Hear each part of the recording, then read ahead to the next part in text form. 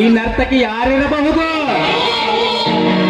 ಆ ಚಂದ್ರನ ಹಿಂಬಾಲಿಸಿದ ಚಕೋರಿ ಅಥವಾ ದೇವೇಂದ್ರ ಸಭಾಂಗಣದ ರಂಬೆ? ಹೇ ಹೇ, ನನಗಂತೂ ಅಂಬುಜಿಯ ಮುಕ್ತಿಯಂತೆ ವರ್ಣರಂಜಿತವಾಗಿ ಶೋಭಿಸುವ ಇವಳ ಛಾಯಾಗ್ರಹಕ್ಕೆ ಮಂಜಾಗಿ ಹೋಗಿವೆ ನನ್ನ ಕಣ್ಣುಗಳು. ಅಕ್ಷರಶಃ ಬರೆಯಲು ಬಳಕುವ ಇವಳ ಸ್ವಂತ ಮತ್ತು ಕಂಠದ ಜೊತೆ ಇವಳ ಮೂಗುಸ್ತಿಗಳನ್ನು ಕೆತ್ತಿ ಚಿತ್ರಿಸಿದ ಆ ಕಲೆಗಾರ ಎಂತ ಸುಂದರನು. ಏನೇ ಆಗಲಿ, ಇವತ್ತು ಇವಳ ಸವಿರುಚಿ ಸವಿಯಲೇಬೇಕು.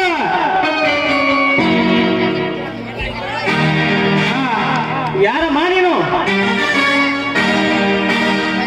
ನಾನಿವರು ಆಗರ್ವ ಶ್ರೀಮಂತ ವಜ್ರೇಗೌಡನ ಮಗಳು. ಯಾಕೆ? ಅರ್ಥವಾಯ್ತು. ಅಷ್ಟೇ ಅಲ್ಲ, ಅನೇಕ ವರ್ಷಗಳಿಂದ ಶಾಸಕನಾಗಿ ಮಂತ್ರಿ ಸ್ಥಾನ ಪಡೆದು ಈಗ ಸಿಎಂ ಕುರ್ಚಿ ಕಾಯುತ್ತಿರುವ ದಿಟ್ಟ ರಾಜಕಾರಣಿಯ ಮಗಳು. ಯಾಕೆ ಅಂತ? ಯಾಕಂತೂ ಅಲ್ಲ, ಸಂತೋಷ ಒಕ್ಕಿ ಬಂದು ಕೇಳಿದೆ. ಯಾಕೆಂದರೆ ತಿದ್ದಿ ತೀಡಿ ಮಾಡಿದ ನಿನ್ನ ಕುಡು ಹುಟ್ಟಿನ ಮಧ್ಯದಲ್ಲಿ ಮುದ್ದಾಗಿ ಕಾಣುವ ನಿನ್ನ ಒಂದೊಂದು ಅಂಗಾಂಗದ ಸಿರಿ ನೋಡಿದರೆ ನನ್ನ ಬುದ್ಧಿ ಭ್ರಮೆಯಾಗಿ ಹೋಗಿದೆ. ನಿನ್ನ ಮುಂದೆ ವಿಶ್ವ ಸುಂದರಿಯು ಏನೂ ಅಲ್ಲ.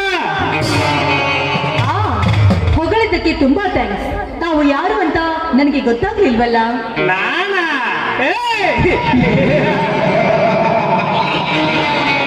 ದೇಶ ವಿದೇಶಗಳೆಲ್ಲ ಸುದ್ದಿ ಘೋಷ ಓದಿ ನೇರಿಗೆನಿಸಿಕೊಂಡಿರುವ ವೀರ ಪರಾಕ್ರಮಿ ವಿಕ್ರಮ್.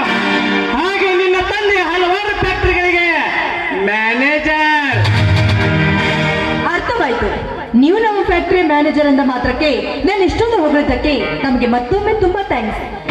ತಾವಿನ್ನು ಹೊರಟೋಗ್ಬೋದು. ಹೊರಟು ಹೋಗಲು ಬಂದಿಲ್ಲ ಕಾವೇರಿ. ಕೃಷ್ಣೆಯ ಮಡಿಲಿನಲ್ಲಿ ಘಟಪ್ರಭೆಯು ಸಂಗಮವಾದಂತೆ ನಾ ಕಾವೇರಿ ಎಂಬ ನಾನು ನಿನ್ನಲ್ಲಿ ಒಂದಾಗಿ ಪ್ರೇಮ ಲೀಲೆ ಜಾಲಾಡಲು ಬಂದಿರುವೆ. ವಿಕ್ರಮ್, ಮಾತಿಗೆ ಮಾತು ಬೆಳೆಸಿ ಸಮಯ ವ್ಯರ್ಥ ಹಾಳು ಮಾಡಬೇಡ. ಒಳ್ಳೆ ಮಾತಿಂದ ಹೇಳ್ತಾಯಿದ್ದೀನಿ. ಮರ್ಯಾದೆಯನ್ನು ತಿಳಿದುಕೊಂಡು ನಿನ್ನ ಕಾಲಿಗೆ ಬುದ್ಧಿ ಹೇಳ್ಕೊಂಡು ಸುಮ್ಮನೆಯಿಂದ ಹೋದ್ರೆ ಸರಿ. ಇಲ್ಲವಾದ್ರೆ ನನ್ನ ಚಮತ್ಕಾರ ಏನು ಅಂತ ನಿಮಗೆ ತೋರಿಸಬೇಕಾಗುತ್ತದೆ.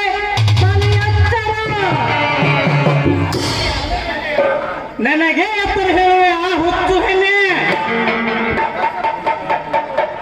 ವರ್ಷ ಪೂರ್ತಿ 18 ತುಂಬಿದರು, ಇನ್ನು ಕೊರಳಿಗೆ ತಾಳಿ ಕಾಣದೆ ಕಂಗಾಲಾಗಿ ಕೊರಗುವ ನೀನು ನಿನ್ನ ಚಮತ್ಕಾರದ ಹಾದಿ ಹಿಡಿದರೆ ನನ್ನ ಕೈಯ ಮೇಲೆ ಬೀದಿ ಪಾಲಾಗುವುದು ನಿನ್ನ ಜೀವನ. ನನಗಾಗಿ ಬಯಸಿ ಈ ರಸಿಕನ ರತಿ ನೀನಾದರೆ ಬೆಟ್ಟ ಕಡೆಯ ಮೆರೆಯಬಹುದು. ಈ ವಿಕ್ರಮನ ಆಸ್ತ್ರೆ